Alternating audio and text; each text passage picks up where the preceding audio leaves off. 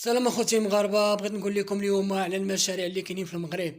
المغرب غادي دقه دقه للعالميه ان شاء الله، ومزيد من التقدم والازدهار للمغرب. اخباركم اخوتي المغاربه، راه اسبانيا كانت باغيه تحيد الفيزا للمغرب. علاش؟ حيت المغرب راه غادي العالميه دقه دقه. عندك المشاريع في مراكش، المشاريع في اكادير، المشاريع في فاس، المشاريع في كازا، في طنجه، جميع المدن المغربيه، ومزيد من التقدم.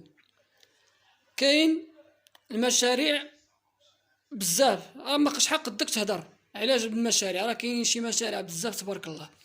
كاين المشاريع ديال السدود، وكاين المشاريع ديال البنية التحتية، وكاين المشاريع ديال المستشفيات، وكاين المشاريع ديال الملاعب، وكاين المشاريع ديال البنية التحتية. كاين بزاف، والصراحة راه كاين ما يتشاف في المغرب، والمزيد من التقدم والازدهار. حنا ماشي كنصبغو، حنا كنقولوا الواقع اللي كاين في المغرب، والتصاور كيحكموا.